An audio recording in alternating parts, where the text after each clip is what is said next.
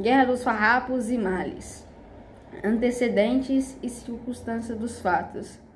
O período do primeiro reinado foi marcado por uma série de eventos que culminaram gradativamente com o desprestígio do imperador e a sua consequente abdicação ao trono no ano de 1831.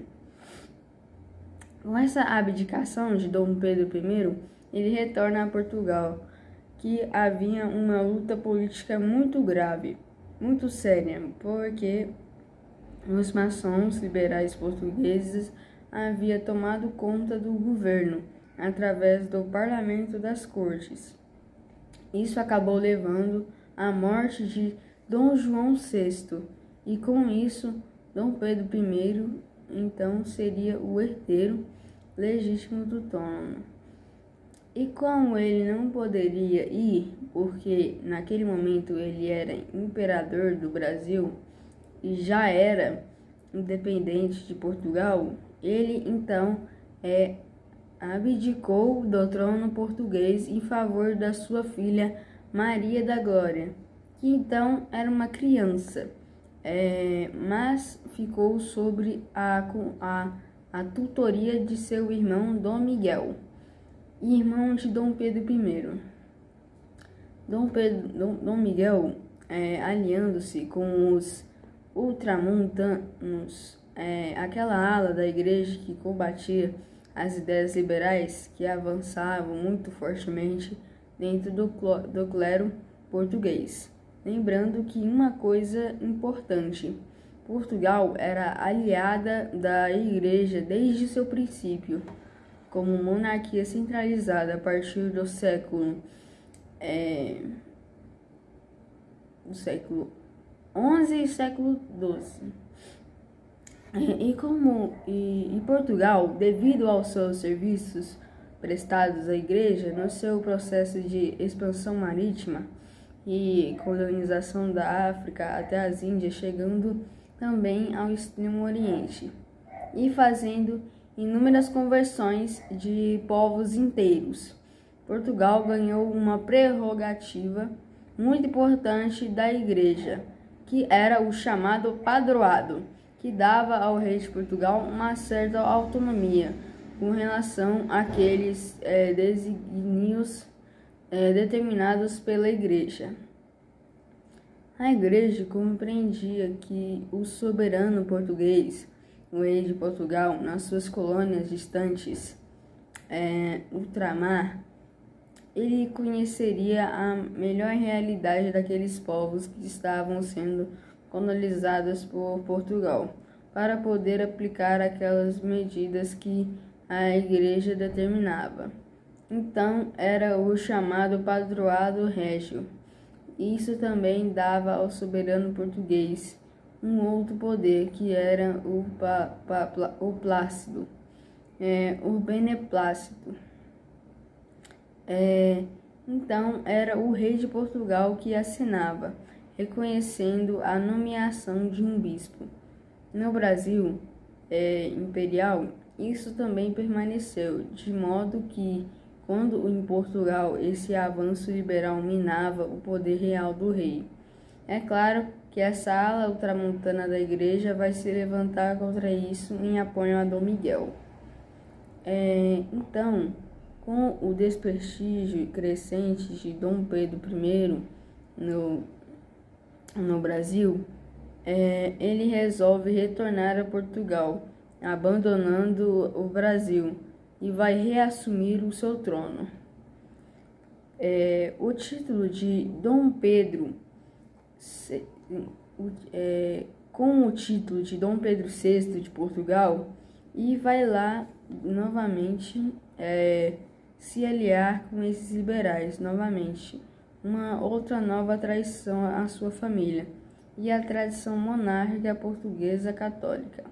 Mas pouco tempo depois ele morre, em 1834, 3 anos depois da sua abdicação ao trono brasileiro.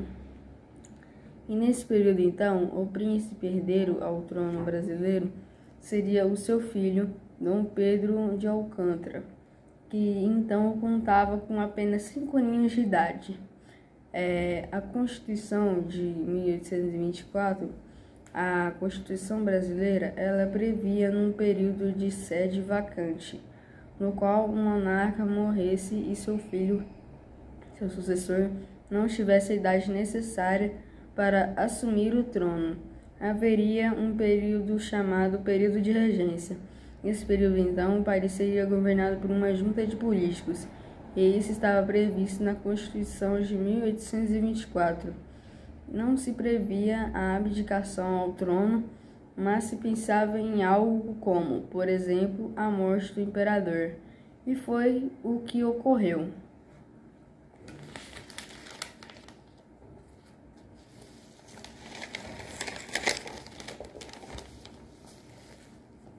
Então, a partir de 1831, o Brasil passa a ser governado por uma junta política, que é o período chamado regencial. É uma regência que seria provisória até a maioridade do príncipe herdeiro. Esse período regencial ele é marcado por uma série de conflitos, de revoltas. E nós veremos que tudo isso é uma consequência do próprio modelo liberal. O período regencial começa como uma regência trina provisória. São 3 políticos representando os interesses que haviam na época. Pensemos que à época, nos bastidores, o Brasil já era controlado pela maçonaria. Não podemos perder isso de vista. Não haviam partidos políticos hoje constituídos politicamente. Não haviam partidos políticos como hoje, constituídos politicamente para concorrer às eleições como existem hoje. Mas os partidos políticos de hoje, não se enganem, também são dominados pela maçonaria. Naquela época, como não havia os partidos políticos, a maçonaria dominava. Porém, de forma mais clara, para quem fazia parte do jogo político, lembrada que naquela época a maior parte da população brasileira era analfabeta ou semi-analfabeta e não conhecia bem como funcionava. Esse jogo político era dominado pelos poderosos donos de terra e escravos, produtores de café. Nessa época, o Brasil começava a despontar como algo forte da sua economia, a produção de café, produção cafeeira, sobretudo na região do Vale do Paraíba, e depois, mais tarde, vai ser estendido ao oeste paulista. E no Nordeste já havia também essas elites, esses poderosos donos de escravos, donos de terra, latifundiários, produtores de mandioca. E nós vamos ver como a partir do período regencial, essas elites ocultas que trabalhavam desde o princípio para desestabilizar o governo imperial. Agora que tinham o poder na mão, eles vão começando a sair das sombras. Então, o jogo político do Brasil, depois da abdicação de Dom Pedro I, ela se dá em 3 frentes. Todas as 3 frentes nós já conhecemos bem. É o jogo maçônico, esquerda, direita, centro. O jogo maçônico é sempre isso. Então vejamos como era essa composição. Não falamos aqui de partidos políticos, falamos de grupos que se encontravam, se reuniam nas lojas maçônicas, nos clubes, nos cafés, e ali discutiam os seus projetos políticos. Não eram exatamente partidos políticos, eram grupos que objetivamente traçavam suas ideias dentro das lojas maçônicas. Então vejamos. O primeiro, o grupo dos restauradores.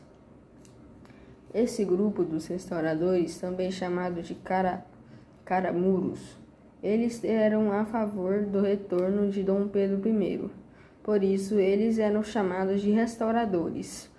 Lembrando que a ideia de restauração era de certa forma efetivada. Quer dizer, se confirmou, no entanto, esta restauração contaminada pelas ideias da Revolução Francesa, já separada da Igreja, e por isso não tinha mais força para se manter. Passado a tempestade napoleônica, os monárquicos vão se reunir no Congresso de Viena. Esse Congresso de Viena, teoricamente, partiria de um bom princípio. A ideia de restauração monárquica para tentar conter a onda revolucionária liberal que procurava levar as monarquias da Europa à sua ruína, instalando repúblicas maçônicas.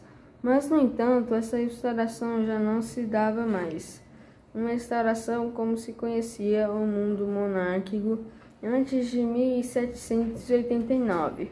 A Revolução Francesa, mas já era uma restauração monárquica, entre aspas, que já conservava traços da própria Revolução, a monarquia parlamentar. Então, a ideia desses restauradores era exatamente essa.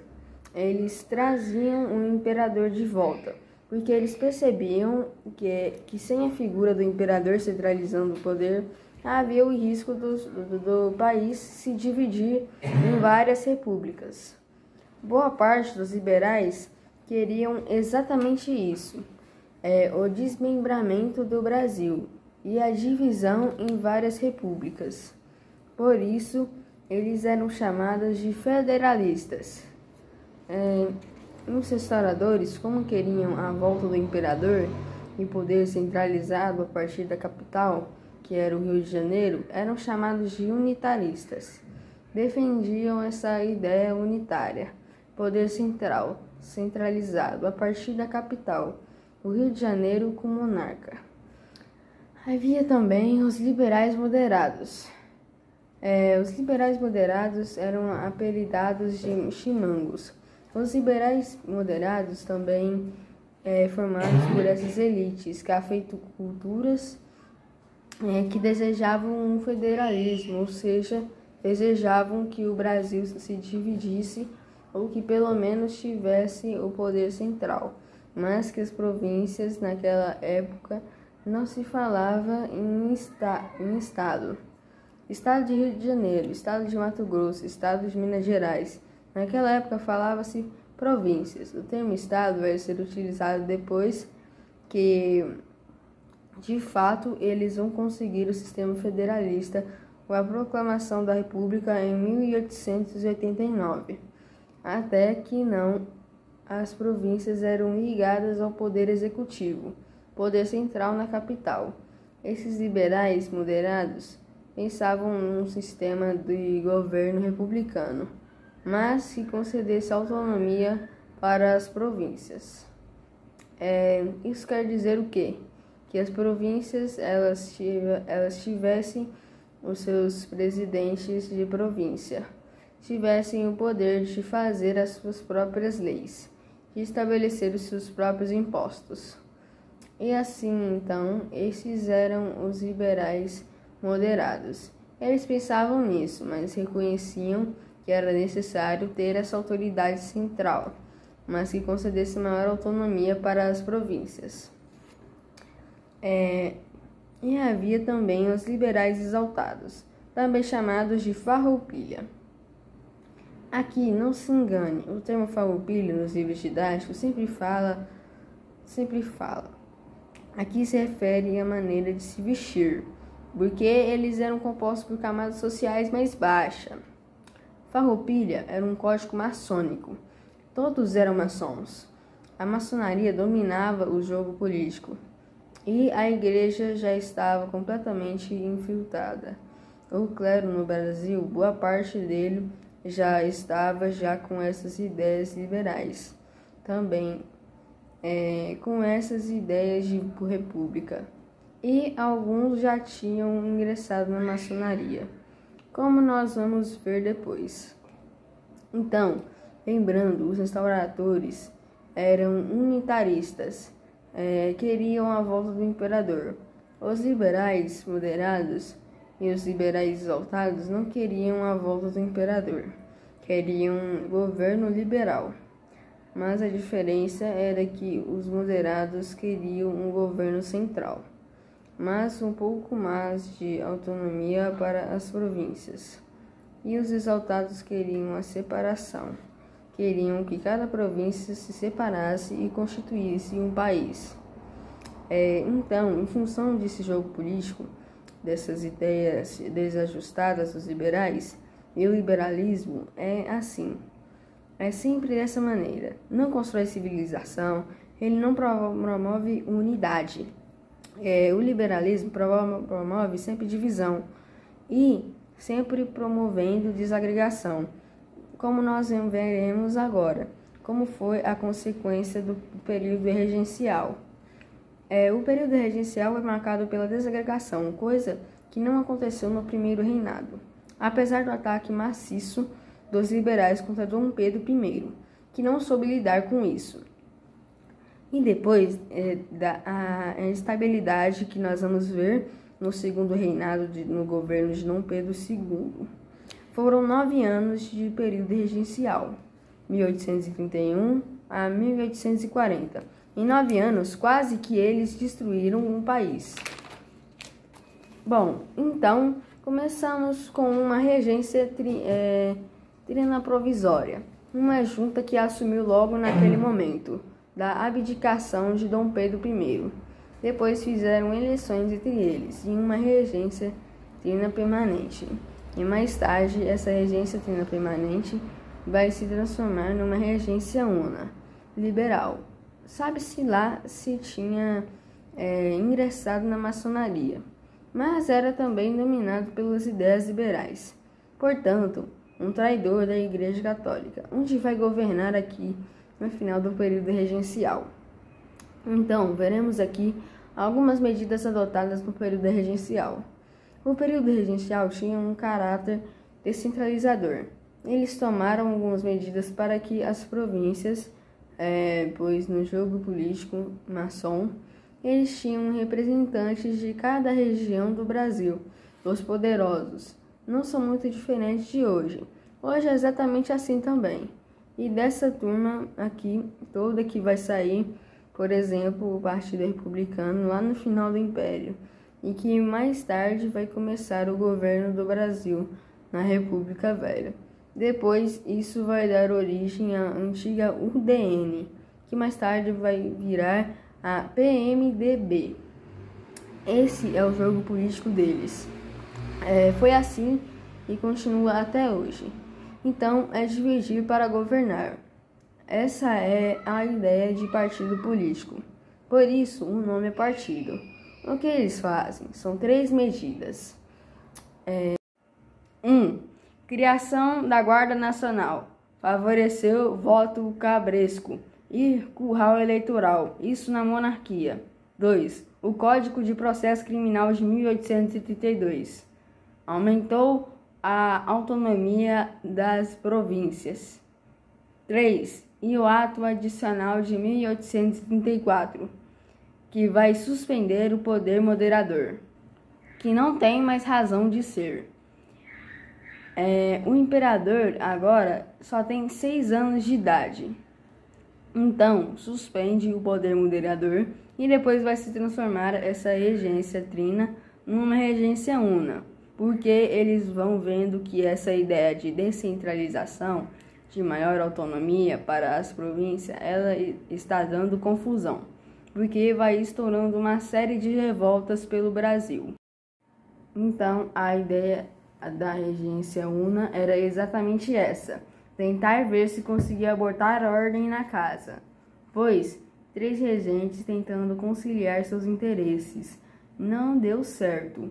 Agora vai ter um só, mas é um padre que é para poder dar maior respaldo a população, tentar acalmar os ânimos.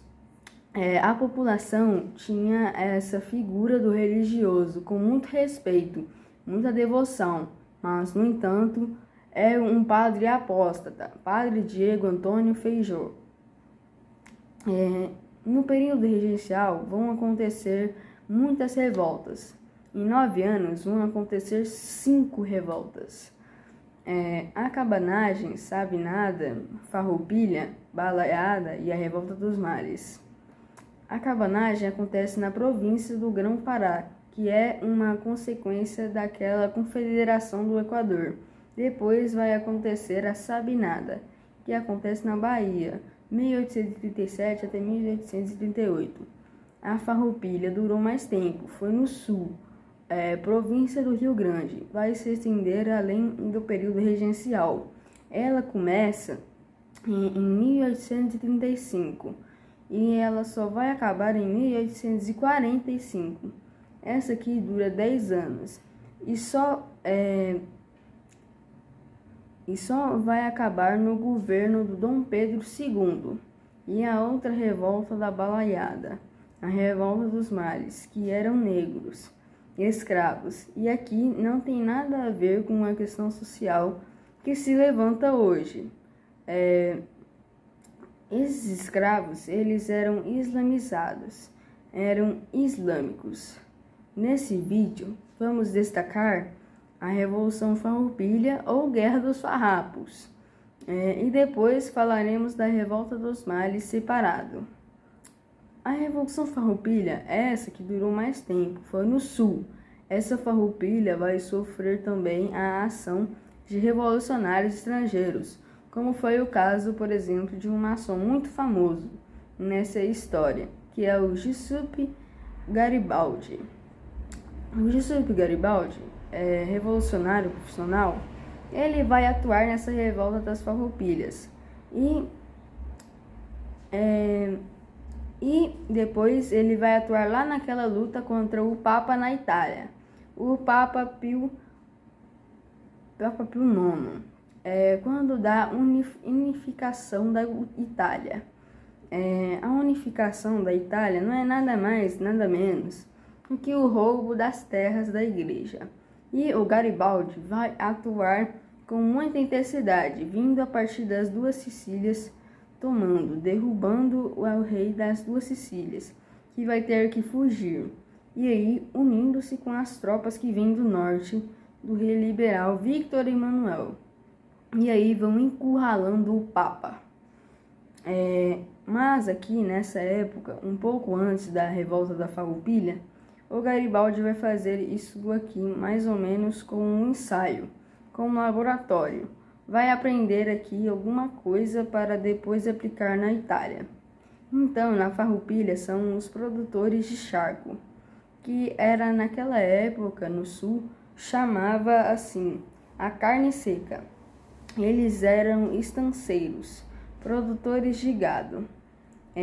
Usavam a carne do gado. Naquela época não tinha geladeira, então a carne tinha que ser salgada para a sua conservação. Então eles vão exigir uma república nessa região do Rio Grande e vão tentar se separar do Brasil. De fato, eles vão proclamar a república chamada República Juliana. E depois, essa revolta que vai durar mais tempo, que é a Farroupilha, ela vai acabar de forma estranha. Interessantes. Nós temos a direita e a esquerda. Liberais moderados. A direita, liberais exaltados. A esquerda. E esses restauradores como uma espécie de centrão. Esse é o jogo político deles. Direita, esquerda, centro. Direita, esquerda e centro. Sempre assim. Da esquerda dos liberais exaltados, tinha os outros que eram mais radicais ainda, que promoveram essas rebeliões, essas revoltas do período regencial. E os revolucionários são assim, eles acabam se matando uns aos outros, quando, por exemplo, aconteceu na Revolução Francesa, o caso dos jacobinos. Os jacobinos era uma esquerda mais radical. O primeiro era os girondinos, depois os jacobinos. Depois houve lá a esquerda mais radical do que os jacobinos, mas os jacobinos mataram-se entre si por causa de Robespierre e de Danton. São Just, Camille de Molande mataram-se nos outros. Na Revolução Farroupilha também, esses liberais exaltados que controlavam o jogo político no período regencial vão massacrar esses revoltosos dessas diversas rebeliões, menos a Farroupilha, porque de farrapos eles só tinham um nome, que era o Código Maçônico. Na verdade, eram todos muito ricos, donos de terras e produtores de carne. Então, essa Revolução Farroupilha não vai terminar como terminou as outras. As outras terminou com prisão e morte. Aqui termina com acordão, já feito na época do governo de Dom Pedro II. O que eles fizeram? Quando proclamaram a República Juliana, mereciam a pena de morte, mas houve um grande acordão e todos foram perdoados. E a coisa ficou por isso mesmo. Para alguns rebeldes que, a princípio, eram só federalistas. Federalista quer dizer que queriam uma república com autonomia para as províncias. No Brasil, alguns queriam fazer assim também. Nós vimos, por exemplo, a Sabinada, esse grupo maçônico que lideram essa revolta na Sabinada. Eles eram adeptos, por exemplo, de Thomas Jefferson, que eram desses maçons construtores da razão norte-americana, da nação norte-americana. E então esses federalistas eles vão de fato proclamar a República Piratini, e depois a República Juliana, e depois a coisa toda vai acabar num grande acordo. No próximo vídeo falaremos da Revolta dos Mares. Deixe seu like e se inscreva-se.